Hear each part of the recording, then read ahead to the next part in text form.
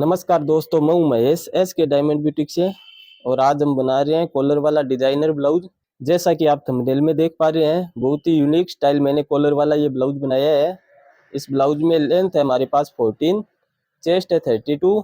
Collar का blouse है इसलिए मैं 4 इंच लूज बनाऊंगा। वेस्ट है हमारी 28, स्लीव्स है 10, स्लीव्स का राउंड है 11, शोल्डर है 14, आर्म होल है हमारा 16 लूज सहित। जो मेजरमेंट के लिए ब्लाउज आया हुआ है उसके अकॉर्डिंग। तो पूरा वीडियो आप ध्यान से देखिएगा। बहुत ही अच्छी डिजाइन के साथ हमारा ये ब्लाउज बनाया है, काफी मेहनत की है मैंने। तो पूरा वीडियो आप डिटेल से देखना, और वीडियो अच्छा लगे तो लाइक जरूर कर देना। तो हम इसकी पहले कटिंग करते हैं। तो बैक की ड्राफ्टिंग मैंने कर ली है। ये हमारा फैब्रिक है, कॉटन लाइनिंग इस साइड से ओपन है। मैं बैक में हुक पट्टी का ब्लाउज बना रहा हूँ। बैक में चेन भी लगाई जा सकती है इस डिजाइन में। अगर हम बोट नेक या हाई नेक बनाते हैं डिजाइन के अकॉर्डिंग, तो इस साइड में 0.25 इंच जितना मार्जिन एक्स्ट्रा रखता हूँ। लेकिन कॉलर वाला ब्लाउज बना रहे हैं इसलिए मैंने मार्जिन एक्स्ट्रा नहीं रखा है। लेंथ मैं आपको बता देता हूँ, लेंथ है 14, तो पहला मार्क मैंने 15 पे किया है। शोल्डर है हमारे 14, तो उसका हाफ होता है 7, इसलिए 7.25 से थोड़ा सा ज्यादा मैंने मार्क किया है शोल्डर के लिए। और आर्म होल के लिए मार्क किया है मैंने 7.5 या उससे थोड़ा सा ज्यादा, क्योंकि शोल्डर में क्रॉस कटिंग करता हूँ। और यही मार्क हमारा अपर चेस्ट के लिए हो जाएगा। और चेस्ट के लिए मैंने मार्क किया है 10 इंच पे। और नेक की चौड़ाई रखी है मैंने 2.75, और 0.75 इंच जितना डीप कट करेंगे हम इसको कॉलर के लिए। चेस्ट हमारा लूज से 36, तो उसका 1/4 होता है 9। तो अपर चेस्ट और चेस्ट के लिए मैंने बिल्कुल बराबर मार्क किया है 9 पे। अगर आप अपर चेस्ट का मेजरमेंट करते हैं तो उसके अकॉर्डिंग मार्क कर सकते हैं, वरना इसको बिल्कुल सीधा रखते हैं चेस्ट और अपर चेस्ट से तो हमारे आर्म होल की फिटिंग अच्छी आती है। और वेस्ट है हमारी 28, तो मैंने मार्क किया है 7 पे, और उससे आगे 1 इंच प्लेट के लिए। उसके बाद 1.5 इंच मार्जिन के लिए मेजरमेंट रखा है। आर्म होल हमारा 16 आना चाहिए, तो उसका हाफ होता है 8। तो हम आर्म होल चेक कर लेते हैं, हमारा 8 आना चाहिए, जो बिल्कुल बराबर हमारा 8 आ रहा है। तो इस तरह से बैक की हम कटिंग कर लेते हैं।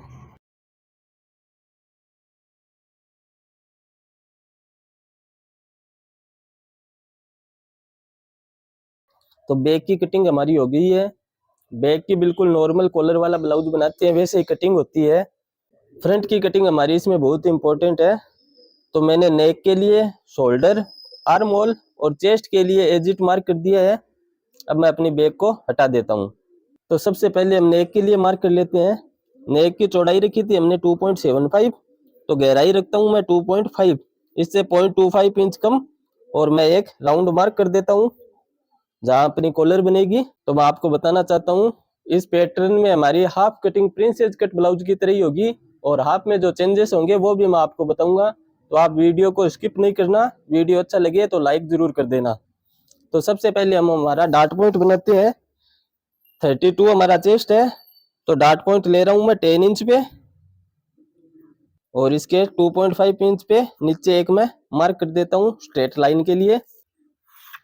और मार्जिन की साइड से हमारा जो डार्ट पॉइंट बनेगा वो 36 लूज से हमारा चेस्ट है उसका 1/10, तो वो होता है 3.5 पे या उससे थोड़ा सा ज्यादा।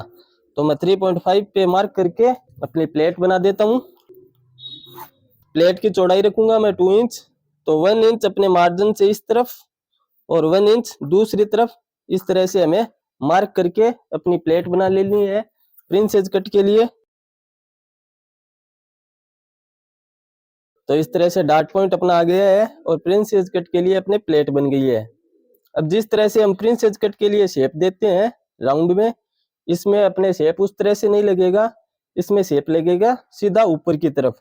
तो उसके लिए मैं आपको सारी बातें डिटेल से बताऊंगा। उससे पहले हम अपना वेस्ट के अकॉर्डिंग मेजरमेंट कर लेते हैं और आर्म होल के लिए मार्क कर लेते हैं। तो वेस्ट है हमारी 28, तो उसका 1/4 होता है 7, प्लस 2 इंच हमारा प्लेट का है, तो टोटल हो गया 9।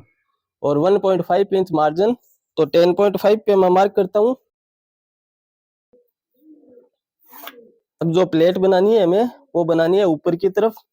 तो नेक के पास से 2 इंच पे मैं एक मार्क करता हूँ, और उस मार्क को अपने डार्ट पॉइंट से हमें मैच कर देना है। इस तरह से हमारी प्लेट बनेगी। तो उससे पहले हमें अपने आर्म होल के लिए भी मार्क कर लेना है। तो मैं आर्म होल के लिए मार्क करता हूँ अप्रोक्स अपना कॉलर का नेक है, तो अप्रोक्स 1 इंच या 1 इंच से थोड़ा ज्यादा हमें मार्क करना है। तो आर्म होल के लिए हमारा मार्क हो गया है। अब इस प्लेट की जितनी हमें चौड़ाई रखनी है, मैं रखूंगा 0.75 इंच एक्स्ट्रा। तो मैं 0.75 पे मार्क करता हूँ और उसको अपने डार्ट पॉइंट से मैच कर देता हूँ। तो इस तरह से हमारी प्लेट बनेगी। प्रिंसेस कट से थोड़ा चेंज होगा इसमें, और जब इस प्लेट को मैच करेंगे तो हमारा शोल्डर शॉर्ट हो जाएगा। तो 0.75 इंच की हमने प्लेट बनाई है, तो आगे 1.25 इंच हमें शोल्डर को बढ़ा देना है इस तरह से, और उसे अपने आर्म होल से मैच कर देना है बिल्कुल तिरछा। आप समझ गए होंगे।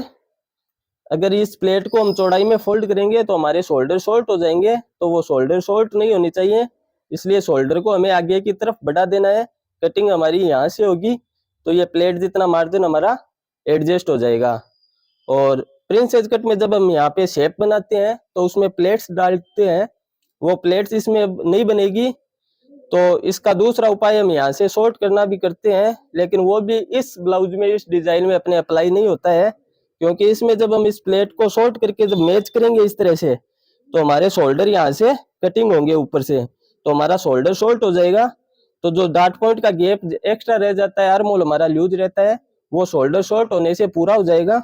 इस तरह से हमारी कटिंग होगी फ्रंट की। और इतना चेंजेस तो अपने कटिंग में है, और बाकी का जो चेंजेस है वो स्टिचिंग के वक्त मैं आपको बताऊंगा। तो हम अपने फ्रंट की कटिंग कर लेते हैं।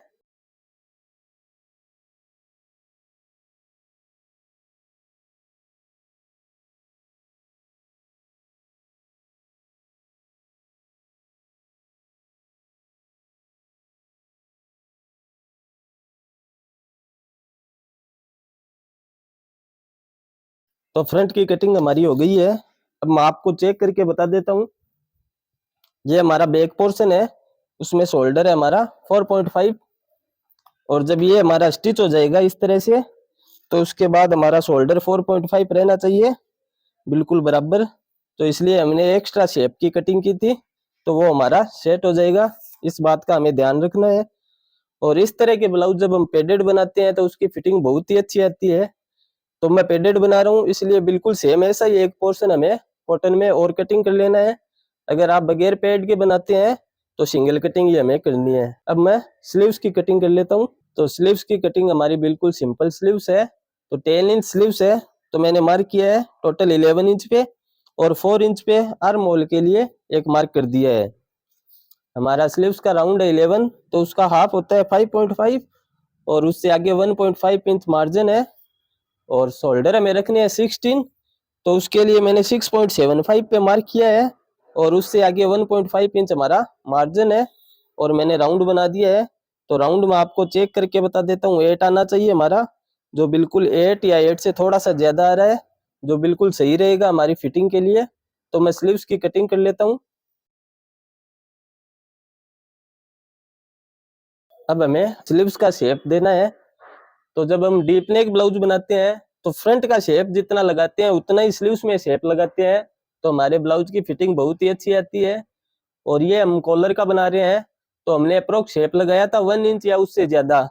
तो स्लीव्स में उसके अकॉर्डिंग हमारा शेप नहीं लगेगा, शेप उसी तरह लगेगा जैसे हम डीप नेक में कटिंग करते हैं।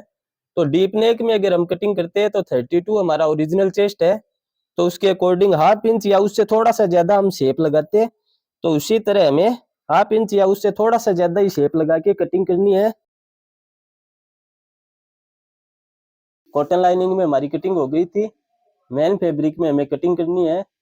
तो उसके लिए मैंने अपनी जो कॉटन लाइनिंग है फ्रंट की, उसको एक तरफ से राइट साइड से जॉइंट कर लिया है, और लेफ्ट साइड का जो साइड पोर्शन है उसको स्टिच नहीं किया है। तो जब हम मेन फैब्रिक पे कटिंग करेंगे, लेफ्ट साइड का जो साइड पोर्शन है उसकी मेन फैब्रिक पे कटिंग अलग होगी, और मेन पोर्शन और राइट साइड का पोर्शन है साइड पोर्शन, उनकी स्टिचिंग करने के बाद इनकी कटिंग एक साथ होगी। तो नीचे मैंने पेड लगाया है, जैसा कि आपको बताया कि मुझे पेड लगा के बनाना है।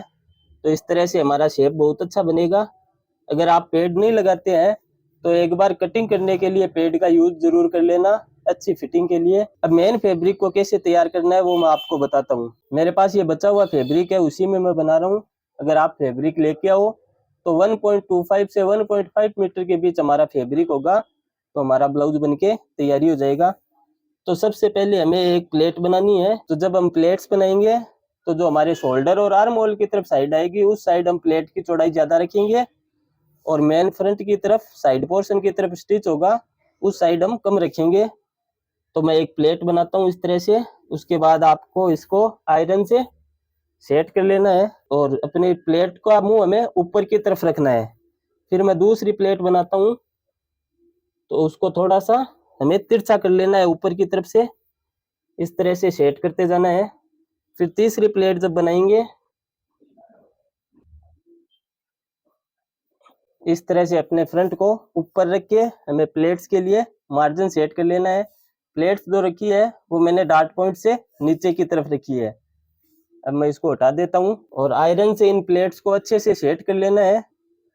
चाहो तो आप हाथ से स्टिच करके भी सेट कर सकते हैं।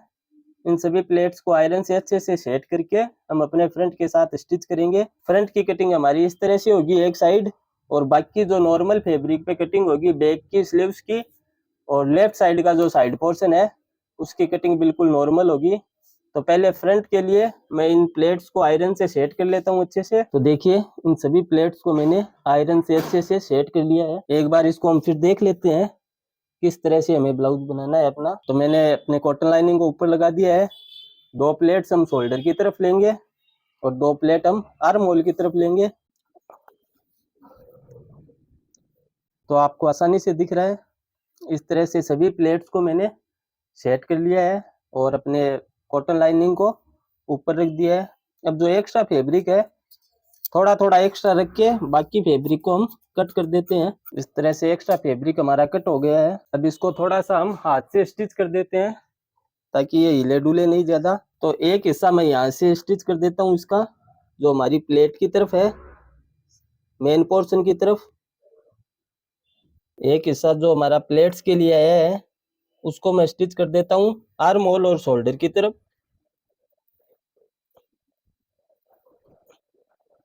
तरह से हाथ से मैंने स्टिच कर दिया है दोनों तरफ।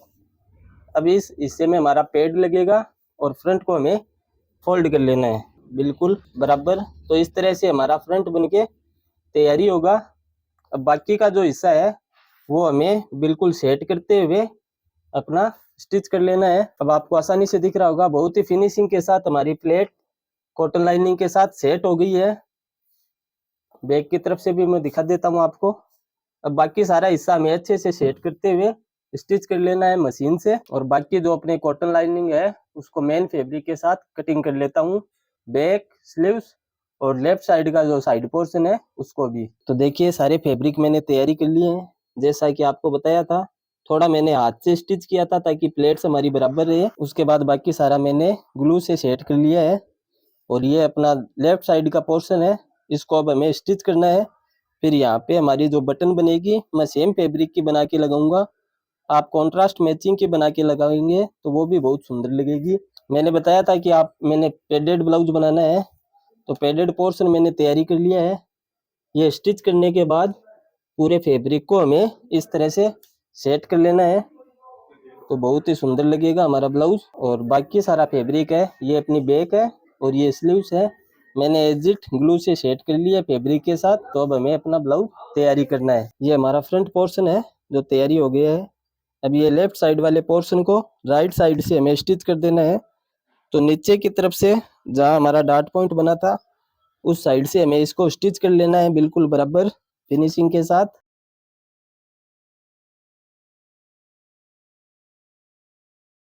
फिनिशिंग के लिए इसके ऊपर हमें एक टॉप स्टिच भी कर लेनी है। देखिए दोनों पोर्शन अपने जॉइंट हो गए हैं, तो फ्रंट अपना तैयारी हो गया है। कटिंग के वक्त मैंने आपको बताया था ऊपर की तरफ से शोल्डर हमारा क्रॉस होगा।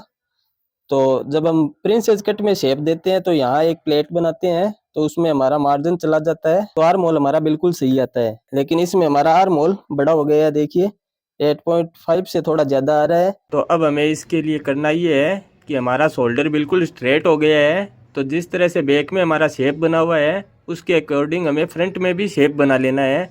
तो हमारा शोल्डर फ्रंट और बैक से बराबर हो जाएगा। तो अब हमारा आर्म होल भी बराबर हो गया है और शोल्डर भी क्रॉस में सही हो गए हैं बैक के बराबर। तो इस तरह हमें इस बात का ध्यान रखना है कि हमारे आर्म होल को हमें शॉर्ट करना है शोल्डर को तिरछा करके। ये जब दोनों पोर्शन हमारे जॉइंट हो जाते हैं उसके बाद ही करना होता है।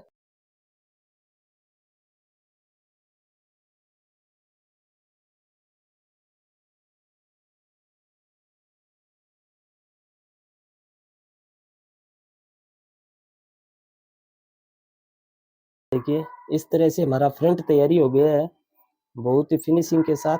पैड लगने के बाद हमारा आर्म होल बहुत ही अच्छे से सेट हो गया है और बहुत ही खूबसूरत लगेगा पहना हुआ ब्लाउज। मुझे उम्मीद है आपको बहुत ही अच्छे से समझ में आया है।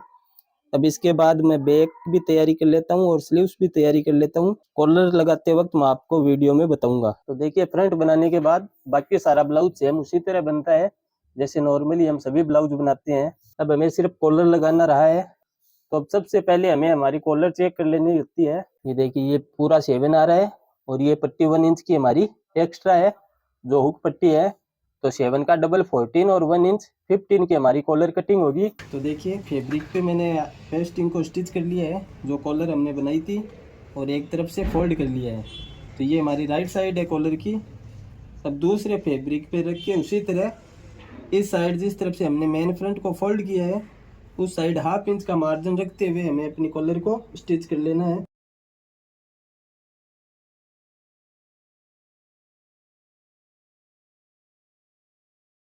तो देखिए एक स्टिच मैंने कर ली है और जो एक्स्ट्रा मार्जिन आया उसमें हल्के हल्के कट्स भी लगा लिए हैं। नीचे की तरफ स्टिच जितना मार्जिन मैंने रखा है और बिल्कुल सेंटर पे कट लगा के एक मार्क कर लिया है मैचिंग के लिए। अब इस कॉलर को हमें बिल्कुल फोल्ड कर लेना है। आप चाहो तो आयरन से पहले अच्छे से सेट भी कर सकते हो। इस तरह से बहुत ही सुंदर लगेगी। 0.75 इंच या उससे छोटी कॉलर मैंने बनाई है। जब हमारा नेक बैक की तरफ से ओपन होता है और फ्रंट से पैक होता है तो कॉलर की साइज़ हमारी जो छोटी होती है वो बहुत ही अच्छी फिनिशिंग के साथ और अच्छी फिटिंग के साथ हमारी बनती है। तो अब हमें अपोजिट साइड से कॉलर लगाना शुरू करना है। तो इस तरह से जब हम स्टिच करेंगे तो हमारी कॉलर को हमें चेक कर लेना है। फ्रंट की तरफ से राइट साइड आएगी तो अपोजिट साइड से मैं कॉलर लगानी स्टार्ट करता हूँ। बिल्कुल मैच करते हुए फिनिशिंग के साथ हमें कॉलर लगानी है।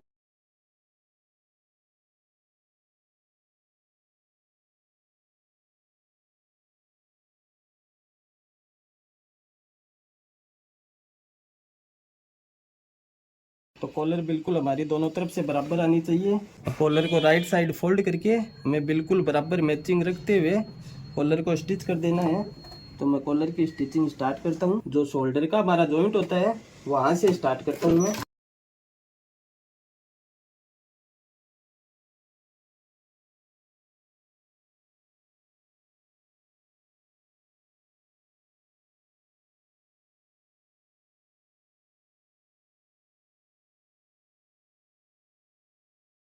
जहाँ से हमने कॉलर को लगाना स्टार्ट किया था वहाँ तक पूरी स्टिच करके राउंड में हमें हमारी कॉलर को तैयारी कर लेना है। तो देखिए पूरा ब्लाउज हमारा बनके तैयारी है। कॉलर भी लग गई है। इस तरह से सारी प्लेट्स भी आपको दिख रही होगी, बहुत ही सुंदर लगती है। इस तरह से हमारे ब्लाउज की फिटिंग बहुत ही अच्छी आएगी। और पूरी कॉलर मैं आपको दिखा देता हूँ। बैक की तरफ से हमारा राउंड भी सही आ गया है और इस तरह से हमारी कॉलर बनके तैयारी है। पूरा ब्लाउज तैयारी होने के बाद मैं आपको दिखाऊंगा। सेम फैब्रिक की बटन लगा के 4 प्लेट है हमारी, तो 3 या 4 जितनी भी लगेगी। बटन मेरे पास थोड़ी बड़ी साइज की है तो बड़ी बनेगी। आप अगर रेडीमेड लाते हैं तो उसके अकॉर्डिंग 3 या 4 बटन्स यहाँ पे लग जाएगी तो हमारा ब्लाउज बनके बहुत ही तैयारी होगा। अगर आप कॉन्ट्रास्ट मैचिंग में बनाना चाहते हैं तो स्लीव्स में पाइपिंग लगा सकते हैं। और ये जो हमारा लेफ्ट साइड का साइड पोर्शन फ्रंट से जॉइंट हुआ था उसमें आप पाइपिंग दे सकते हो, तो उसके अकॉर्डिंग कॉन्ट्रास्ट कलर की बटन भी लगा सकते हो। मैंने बिल्कुल सेम बनाया है और बहुत ही अच्छा ब्लाउज बनके हमारा तैयारी हुआ है। तो मुझे उम्मीद है आपको मेरा वीडियो पसंद आया होगा। काफ़ी मेहनत के साथ मैंने इस वीडियो को बनाया है। अगर आपको मेरा वीडियो अच्छा लगा है तो लाइक ज़रूर कर दें। चैनल पर फर्स्ट टाइम आए हैं तो सब्सक्राइब भी कर दें ताकि आगे आने वाली वीडियो की नोटिफिकेशन आपको मिलती रहे। धन्यवाद।